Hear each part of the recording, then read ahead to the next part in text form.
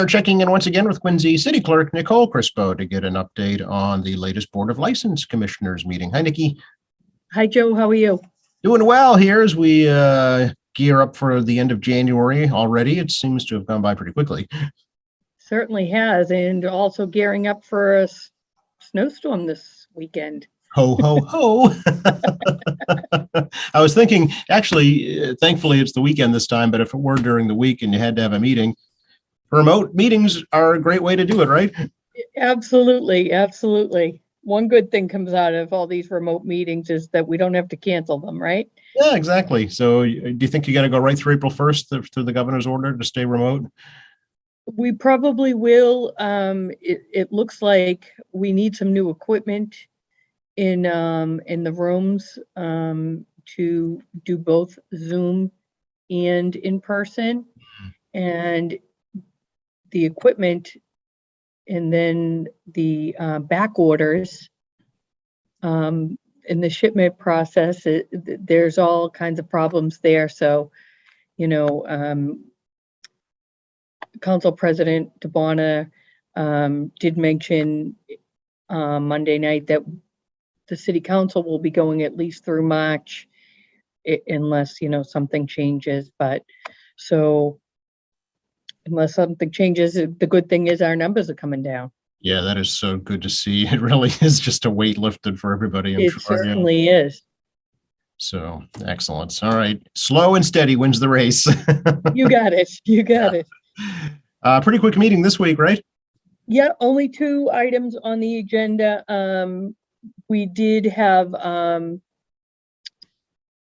Health Commissioner was not able to attend the meeting, so we did have 4 in attendance, and we went forward with the quorum. Agenda item number 1 was hearing regarding the request of JNPD Enterprises LLC, doing business as Bob's Automotive Service, for garage and repair, and Motor 2 license for the premise located at 52 Hilda Street due to a change of ownership. Proposed manager Fee Deek. Proposed hours of operation Monday through Friday, 8 a.m. to 5 p.m. And Joey Wynn was there to talk about what was happening. So Fee Deek is the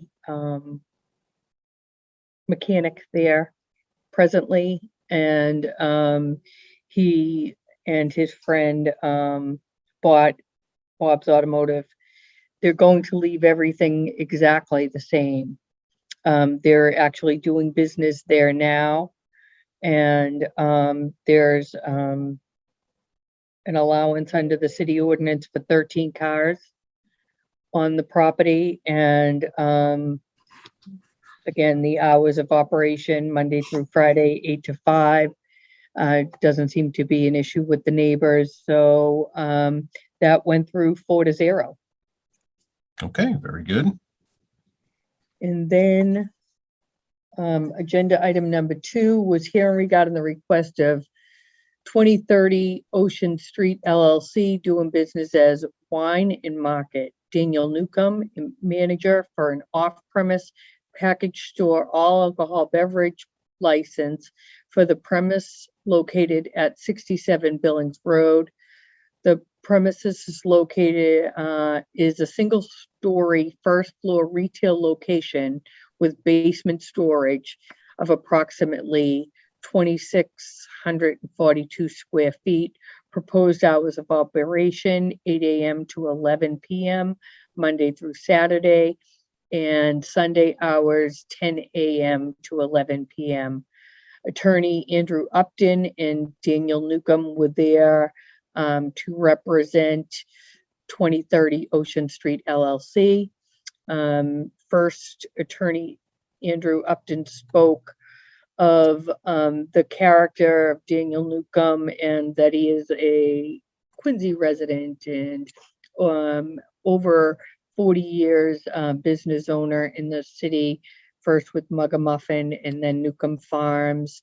That was Dan's father, and he worked there pretty much his whole life, left there in 2000 and went off on his own. And then Daniel spoke just about the new business and